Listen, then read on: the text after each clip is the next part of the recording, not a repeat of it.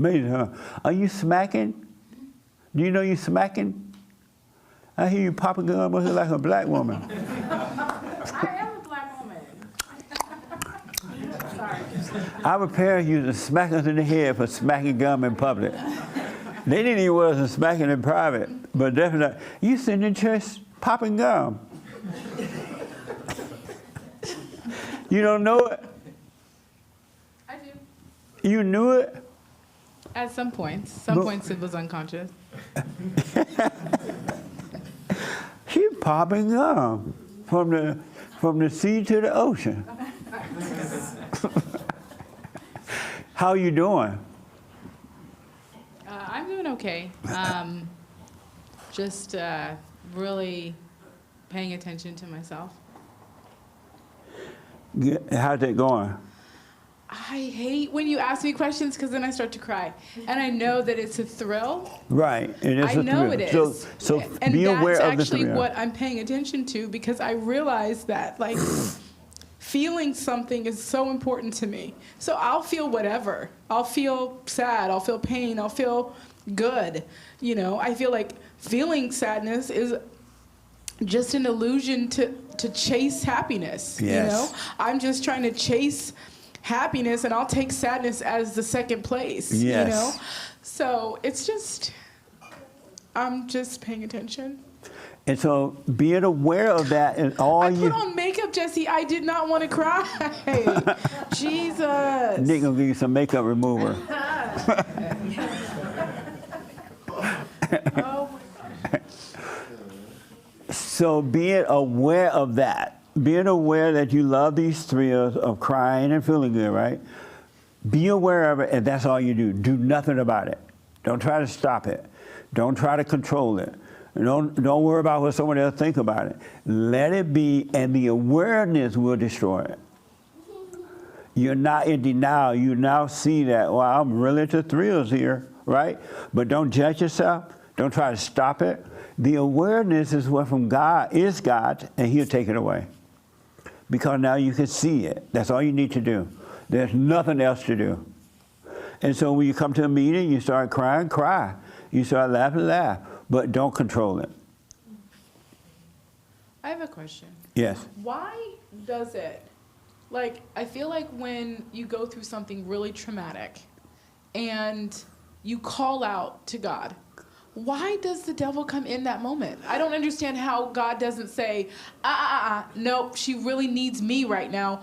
You don't get to touch this right now. Like, why doesn't he intervene? Why is the devil so tricky in those moments? Like, it just, to me, I don't know why I started thinking about this. Like, I just feel like there was a pivotal moment where, like you had indicated, like, when I started praying out to God and, like, pleading, like, Lord, please, and then I started to change my life accordingly, I was actually praying to the devil, like, why does he get to be so tricky?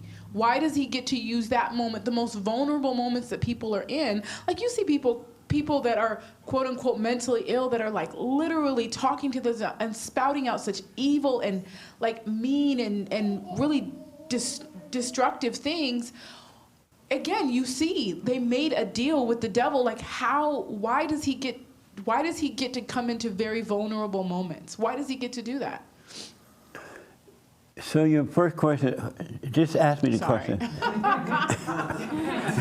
Because you put a lot in there, so it I'm lost so me. sorry. Sure, no, but don't be sorry, but your question was what? Why doesn't God intervene, and why Will you call out to Him? Yes. And how do you call out to Him? Can you give me Lord, this? I need you right now. Okay. And why does He intervene? Yeah, why does that moment, of all moments, like, why is that moment where the devil gets to have those, gets to make those connections? Because you're calling out to the devil. That's why he's intervening. How is that? When you say, God help me, you're asking the devil to help you. How? I didn't By say saying, the devil. God, huh? I didn't say the devil, though. I know you call him God.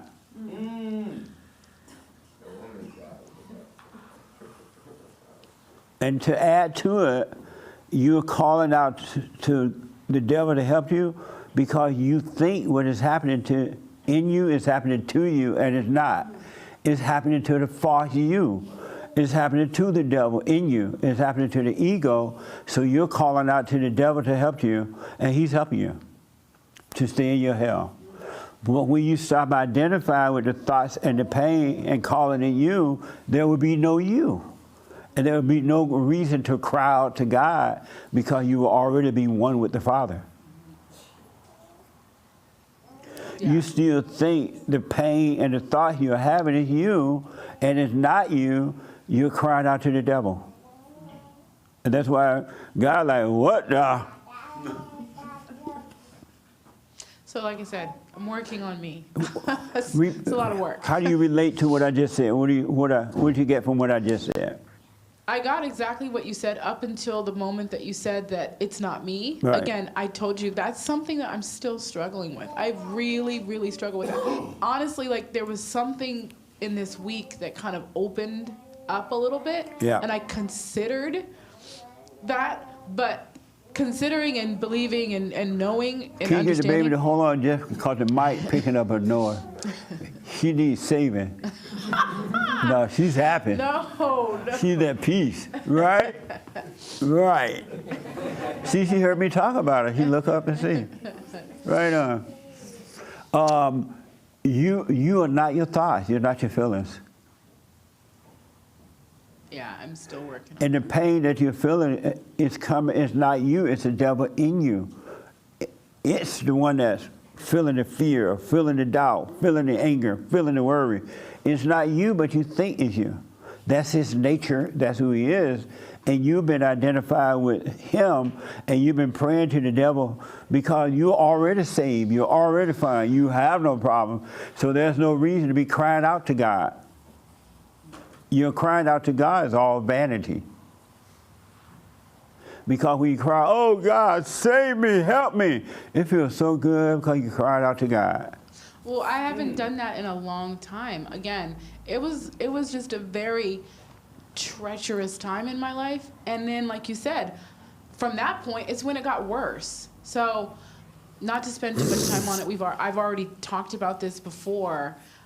I'm starting to realize it, but there's nowhere for it to rest or sit for me. Like, to me, when you say it's not me, it just feels like imaginary. It doesn't feel real. It doesn't feel like something that I can really, honestly conceptualize. It feels like I'm thinking of things like in a fantasy. So again, I like to keep my feet right down on the ground, very, stock and strong and thinking, realistically and practically. That doesn't, I don't know. It's not easy for me to think like that. Because it's not in the mind. You can't do that of yourself. You got to overcome this false self, and then practical thinking will happen naturally. Because we can't even make ourselves think practically because we don't know what we want. We decide to get a house. Now we got to figure out, do we want a 1-bedroom house or a 2-bedroom house? Do you want a kitchen to it or a refrigerator, blah, blah, blah? Do I want it in this neighborhood or that neighborhood? You turn that into a mess. Where if you were clear-minded, you would know what you want and just get it. It would be no thought. Yeah, my ego is so involved because I literally All come in people here. ego like that. I come in here thinking I'm going to be, I'm going to look so progressed. It's just like And the here man we that are. thought he was strong. But listen, I want y'all to understand, it's just thoughts. Bring every thought into captivity. All thoughts are all lies about anything. They're not true about you, and they're not true about others. The people on the street that's carrying on like that, they're possessed too, and they're as mean as you are. They need what you need. They need to be out of their imagination. They need to drop the anger.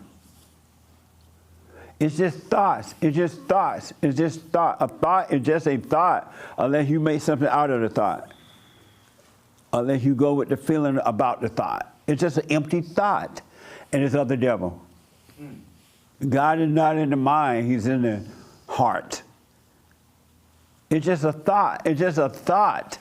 And so now you have to just keep watching those thoughts. But I think it's really crazy because you say it's just a thought, it's just a thought, it's just a thought. What's crazy and what I start to think about is my whole life is thoughts. Yes. That's the problem. So that's why it starts to become really confusing, like what's real and what isn't, when my whole life is just a series of thoughts. Every human being that's born of a woman and they're traumatized, they become thought. They start thinking, trying to figure this out. And there are no good people in the world. We are messed up. The moment we pop out of mama's womb, they start teaching you, either with words or with action. Okay. And you take on your parents' words and action, you become like them. That's why God said the parents should be of love, and then the kids would be of love. They're already of love when they're first born, but they're traumatized, and now they start thinking. Kids don't think until they're traumatized.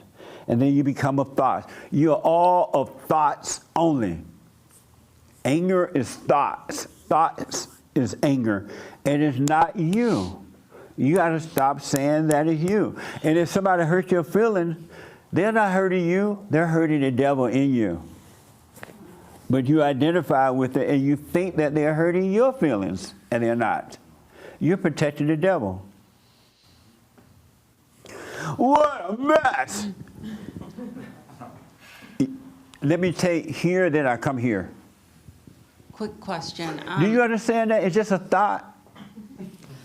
But it's a million thoughts. It's not just a thought. It's 100,000 million but I way don't feel younger like, life. but I don't feel, blah, blah, thoughts. But I don't feel like I could be anybody without those thoughts. I don't know. You are nobody with the thoughts. Yeah, but when I do the silent prayer, it becomes really a confusing place. It becomes chaos in when I'm trying right. to And you know separate. why? Because you're looking at the hell that's in you. You're literally sitting there looking at thought. You're looking at hell. You're staring the devil in his eyes. And he hates that. He doesn't want you to do that. He doesn't want you to see him. This is the first time I ever felt I never want to come back here.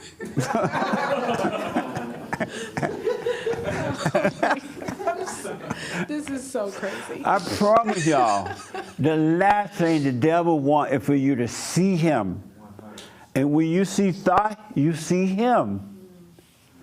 You don't see you. You see the devil. I'm promising you that. And if you just stare him down and watch him in fear, and in sadness, and in loneliness, and in wanting, and in whatever, right? It's shaking. If you just stare him down, you're pushing back. You're not giving in. You're pushing back. And he hates that. He's going to yell and scream, call you names, and blah, blah, blah, right? But push back. And then he get weaker and weaker and weaker. That's why when you sit and do the silent prayer, you're looking at the devil. And you should tell the devil, devil, you can't hide.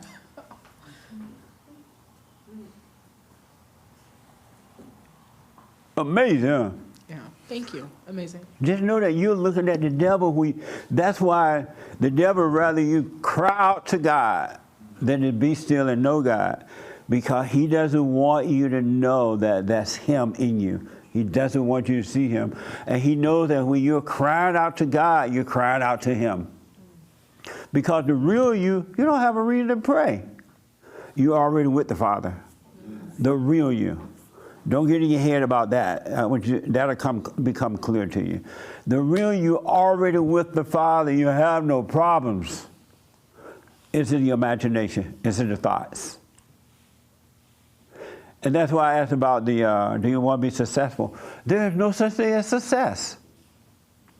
Success is a lie. It's a made-up word, because now you think you're not successful compared to somebody else, so you feel like you don't have enough, and you come up with the word success. And then you get what looked like success, now you still feel like an idiot. Because you're still scared, you're still lonely, you still have fear, you still have doubt. You're not supposed to be living a life of a success. You're supposed to just live. And don't compare yourself to the world. Don't be like the world. Be whole, and all your needs will be fine. You could get $1 million, 100,000, 200 million, thousand, blah, blah, with the money and still feel unsuccessful because you're separated from the Father. You're lost. There's no such thing as successful. Stop striving to be successful. It doesn't exist. Let everybody else run crazy. Successful people are now digging bunkers underground. They still feel fear. No such thing as success. That's a divided person. Yes, ma'am. So, I mean, I really relate to what Mae Mae is saying here. I